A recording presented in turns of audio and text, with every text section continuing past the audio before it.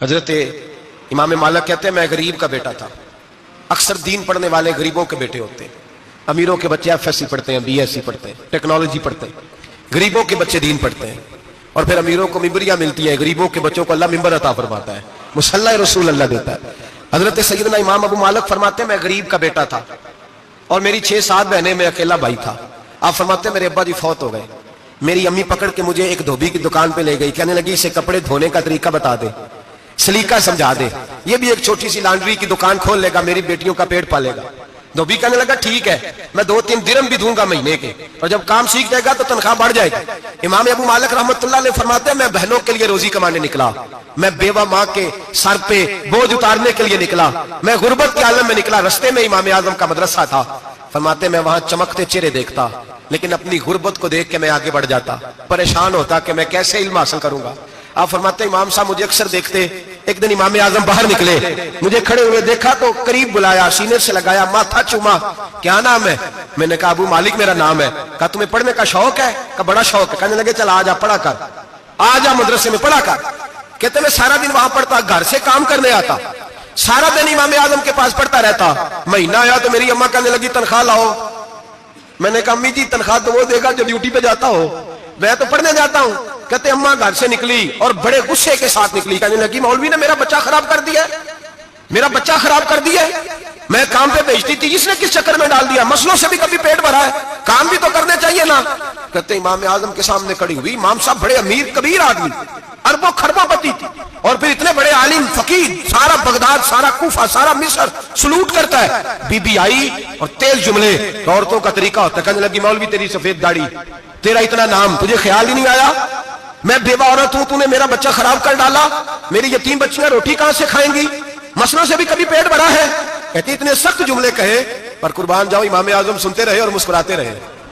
کہنے لگے میری غلطی ہے، میری غلطی ہے، میری غلطی ہے، بی بی بھول گیا تھا، غلطی ہو گئی۔ بی بی کہتے تیری امام صاحب سنتے رہے، جب غصہ اتر گیا تو کہنے لگے اماں تیرا غصہ اتر گیا ہے؟ اتر گیا ہے۔ کہنے لگے تیرا بیٹا بڑا نیک ہے، تیرا بیٹا بڑا لائق ہے، تو اسے پڑھنے دے۔ کہنے لگے چپ کر دے مولوی، یہ پڑھے گا تو میں روٹی کہاں سے کھاؤں گی۔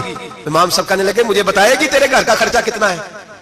اس نے ایک لفظ پہ 3 دینار کا، ایک روایت ایسی بھی لکھی ہے بزرگوں نے، کہنے لگی 40 درہم ہے، اور اماں کہتی میں نے جان بوجھ کے زیادہ بتائے، حالانکہ میں کناز کا خرچہ کرتی تھی، لیکن جب کھلا ڈلا کرے تو وہ والا خرچہ بتایا۔ میں نے کہا 40 درہم خرچہ ہے، تو دے گا؟ تو کہتے امام اعظم کہنے لگے اماں تجھے لینے نہیں آنا پڑے گا، پہلی سے پہلے تیرے گھر میں پہنچ جایا کریں گے، یکم سے پہلے آئیں گے۔ او بھائیو کہاں استاد ملتے ہیں، کہاں استاد ملتے ہیں، کہاں وہ لوگ ملتے ہیں جو دعائیں مانگتے، التجائے کرتے، پیار کرتے۔ گزر گیا وہ دور، اب تو سوٹ لینے کا دور ہے، مٹھائیاں لینے کا دور ہے، ہاتھ ڈلوانے کا دور آیا ہے۔ اب کون پوچھتا ہے؟ اب تو پوچھتے ہیں تو میرے لیے کیا لایا ہے۔ حضرت سیدنا امام اعظم ابو حنیفہ رحمت اللہ علیہ 1 دن نہیں، 2 دن نہیں، 4 دن نہیں، 5 مہینے نہیں، 20 سال تک، کہنا آسان، بولنا آسان، سننا آسان، 20 سال تک امام ابو مالک کے گھر میں خرچہ دیتے رہے، وہ پڑھتے رہے۔ اماں کہنے لگی تو میرے بیٹے کو لگا تو لیا ہے، تو پڑھ کے بنے گا کیا؟ حضرت امام اعظم فرمانے لگے بادشاہوں کے تخت پر بیٹھ کر بادشاہوں کے ساتھ کھانے کھایا کرے گا، ان کے ساتھ بیٹھ کے حلوہ کھائے گا، وقت آئے گا تو دیکھے گی۔ کہتے ہیں میرے امام انتقال کر گئے، وقت بیت گیا، ہارون رشید نے مجھے بلایا بغداد میں اور کہا میں آپ کو چیف جسٹس بنانے لگا ہوں۔ کہتے ہیں میں خوشی سے سجدے کرنے لگا، میں چیف جسٹس بنا۔ میں نے اپنی اماں کو خط لکھا کہ اماں بغداد آ جا، تیرے بیٹے کو اللہ نے بڑی شان عطا کر دی ہے۔ فرماتے ہیں ہارون رشید کی بیوی بڑی اولیاء کی، علماء کی بڑی فرما بردار تھی، محبت کرنے والی تھی، اس نے حلوہ بنا کے بھیجا، کھانا بنا کے بھیجا۔ ہارون رشید تخت پہ بیٹھ کے کھانے لگا تو کہنے لگا امام صاحب آپ بھی یہیں آ گئے میرے ساتھ۔ کہتے ایک کونے میں وہ بیٹھ گیا، ایک میں بیٹھ گیا، بیچ میں کھانا رکھ لیا۔ اتنی دیر میں میری اماں بھی پہنچ گئی، 2 لقمے کھائے تھے کہ اماں آ گئی۔ جب اماں نے مجھے تخت پہ بیٹھے دیکھا، ایک یتیم، ایک لاوارث، ایک بن باپ کا بچہ، وہ کل تک جو بہنوں کے لیے 4 دینار نہیں لا سکتا تھا، تخت پہ بیٹھ کے جب روٹی کھاتے دیکھا تو اماں تڑپ گئی، روئی، چیخیں ماری۔ میں نے کہا اماں کیا ہوا؟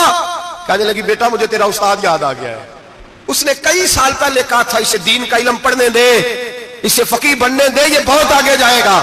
دیکھ آج اللہ نے تجھے کتنی شان عطا کی ہے۔ کہا بیٹا یہ کمال تیرا نہیں، یہ امام اعظم ابو حنیفہ کا کمال ہے۔